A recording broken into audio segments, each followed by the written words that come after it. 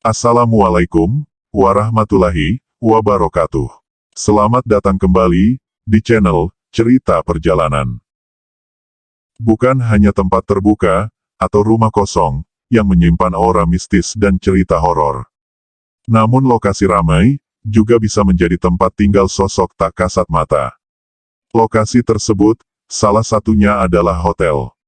Konon bagi yang berani menginap di hotel ini, mereka akan ditemui sosok hantu, maupun mendengar suara-suara mengerikan. Di balik rumor kemewahannya, tempat tersebut ternyata ada pula cerita-cerita misteri, yang sudah lama beredar. 3 hotel angker di Indonesia, yang pertama Hotel Niagara Malang. Malang adalah salah satu kota di Indonesia, yang hingga saat ini, masih dipenuhi banyak bangunan tua bersejarah, dengan bermacam kisah dan misteri. Tentunya, mulai dari fasilitas umum, properti, tempat-tempat penginapan, hingga bangunan terbengkalai. Salah satunya yang paling terkenal, adalah Hotel Niagara, yang terletak di kawasan Lawang, Malang, Jawa Timur. Meski telah mengalami kengerian, bangunan yang dulunya merupakan villa tersebut, cukup terkenal. Apalagi di kalangan masyarakat setempat. Bertahan dengan gaya klasiknya, Hotel Niagara ini, seolah-olah menyimpan kisah kelam di masa lalunya. Pada awal mula berdirinya di tahun 1918, tempat ini bukan merupakan sebuah hotel, melainkan bangunan berbentuk villa. Dibangun oleh seorang pria keturunan Brazil, dan membutuhkan waktu selama 15 tahun, untuk menyelesaikannya. Kepemilikan villa tersebut, pertama kali dipegang oleh seorang Tionghoa, bernama Lim Sianju. Setelah berpindah tangan, kepada pengusaha Tionghoa lainnya, yang bernama Ongki, villa tersebut pertama kalinya berubah fungsi, dan dilakukan perubahan pada beberapa bagiannya. Sejak saat itulah, tempat tersebut berganti nama, menjadi Hotel Niagara. Layaknya hotel-hotel tua pada umumnya, Niagara juga memiliki kisah yang melegenda, sepanjang masa.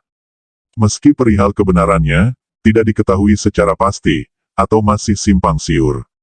Namun berita ini, banyak dipercaya oleh masyarakat. Kisah tersebut adalah, tentang lantai 4 pada Hotel Niagara. Di sana pernah terjadi kasus bunuh diri, yang dilakukan oleh seorang perempuan Belanda. Akibat kejadian itu, pihak pengurus hotel, sempat menghentikan operasional mereka, khususnya di lantai tempat kasus itu terjadi. Bahkan beberapa warga sekitar, mengaku pernah melihat sosok perempuan, yang berdiri di lantai 4, ketika malam hari. Padahal, tempat di mana sosok perempuan tersebut muncul, adalah sebuah kamar, yang tidak berpenghuni. Selain terkenal dengan hantu korban bunuh diri, ternyata Hotel Niagara, juga menyimpan sejuta misteri, perihal 3 sosok noni Belanda, yang ada di lantai 3. Saking cantiknya, para arwah noni Belanda tersebut, sehingga muncul julukan 3 hantu cantik hotel, dari para pengunjung, yang pernah melihatnya secara langsung. Meskipun jarang menampakkan dirinya, namun ketiga noni Belanda ini, dipercaya sering melakukan aktivitas yang sedikit mengganggu. Seperti tertawa di lorong hotel, ataupun di kamar, hingga mengetuk pintu kamar para tamu. Tapi dengan terkenalnya cerita ini, ternyata malah membuat banyak orang penasaran, tentang keberadaan si hantu cantik tadi. Selain itu, salah satu bagian hotel, yang juga menjadi cerita terkenal, di kalangan masyarakat adalah, keberadaan ruang bawah tanahnya. Ruangan terbawah hotel ini, merupakan tempat yang paling memiliki aura mistis. Pasalnya, tempat itu dipercaya menjadi area pembantaian, dan pembuangan mayat, beberapa orang Belanda. Hingga saat ini, keberadaan dan kebenaran berita, tentang kuburan massal tersebut, belum ada yang membuktikannya secara langsung. Namun menurut pengakuan beberapa orang, disebutkan bahwa mereka pernah melihat sosok manusia, dengan badan berlumuran darah di tempat ini. Meskipun menyimpan banyak kisah menyeramkan, dan terkenal hingga seluruh penjuru kota. Namun keindahan gaya klasik, yang dipertahankan oleh hotel, yang memiliki 5 lantai ini, memang tidak diragukan lagi. Hal tersebut yang membuat Hotel Niagara, tidak pernah kesepian pengunjung, meski diterpa isu-isu miring yang belum jelas, tentang kebenarannya. Sebagian pengunjung, memang ingin merasakan sentuhan klasiknya. Sebagian lagi, juga karena penasaran, dengan berbagai kisah mistisnya. Kisah yang kedua, terdapat di Hotel Grand Ina Malioboro. Hotel ini dibangun pada tahun 1908, dan resmi dioperasikan pada tahun 1911. Dengan nama Grand Hotel de Jogja atau Hotel Yogyakarta. Uniknya hotel ini, pernah mengalami 7 kali ganti nama. Mulai dari Grand Hotel de Jogja, Hotel Asahi, Hotel Merdeka, Hotel Garuda, Natur Garuda, Ina Garuda, dan Grand Ina Malioboro. Hotel yang letaknya di pusat kota, di kawasan Malioboro ini, sangatlah strategis bagi yang hobi berbelanja, atau berkunjung ke keraton. Hotel yang sudah berdiri lebih dari 1 abad ini, tentunya memiliki cerita mistis. Namun hal mistis dari hotel ini, hanya terbatas pada 2 kamar saja. Menurut pengakuan pengunjung, yang pernah bermalam. Di kamar nomor 911 dan 912, pintu kamar sering terbuka dengan sendirinya. Pada dini hari, suara-suara aneh juga sering terdengar, dari 2 kamar tersebut. Bahkan beberapa menyatakan, pernah melihat kursi bergoyang sendiri, padahal tidak ada siapapun di kamar tersebut. Saat hotel ini bernama Hotel Merdeka, pada tahun 1945 sampai tahun 1950. Pernah menjadi tempat sementara, untuk komplek kantor kabinet pemerintahan. Pada tahun 1946, Panglima Besar Jenderal Sudirman tinggal di hotel, selama beberapa bulan, dan menjadikan salah satu ruang hotel, menjadi ruang kantornya. Sang Jenderal memakai 2 kamar, yakni kamar 911 dan 912. Ia tinggal selama beberapa waktu, ditemani beberapa ajudannya. Kamar yang ditempati seluas 256 meter persegi, yang terdiri dari ruang kerja, dan kamar tidur.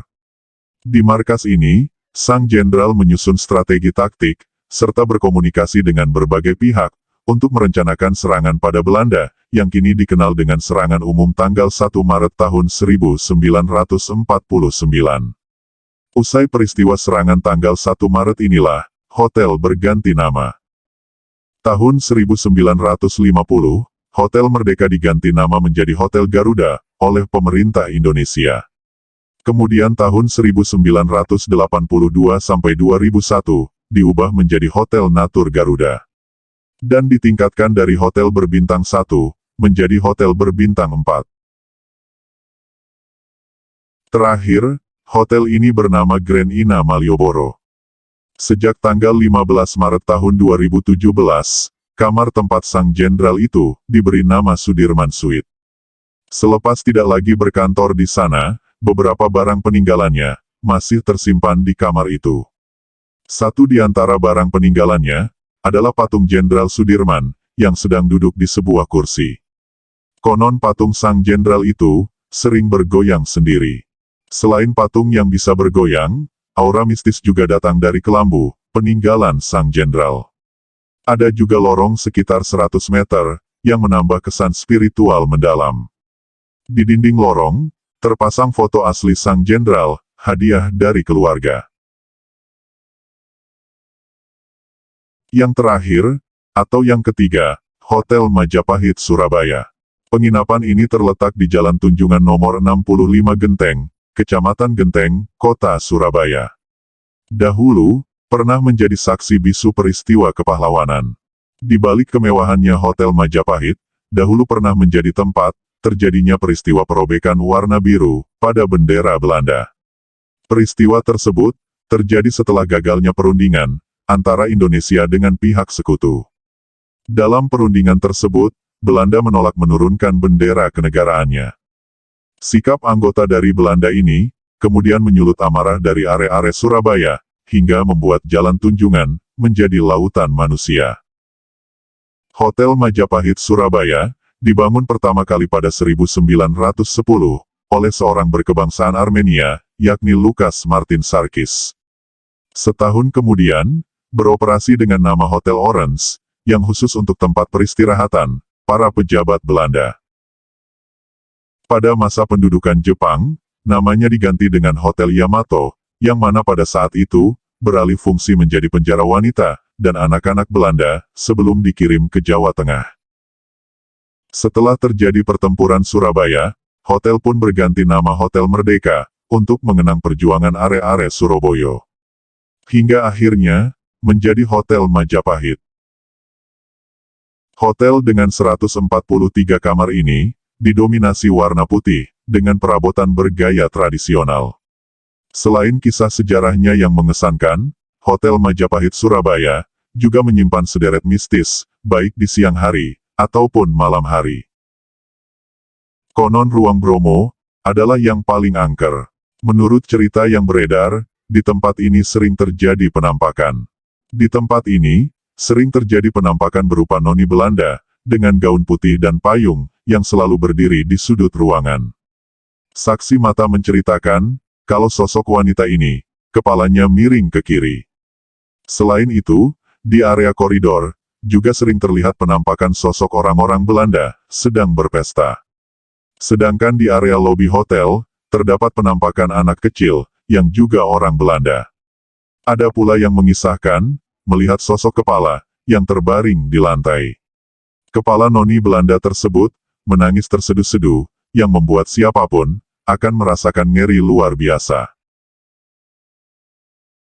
Sekian, cerita yang bisa saya bawakan. Jika kalian suka video ini, jangan lupa like, komen, dan subscribe, agar tidak ketinggalan cerita selanjutnya.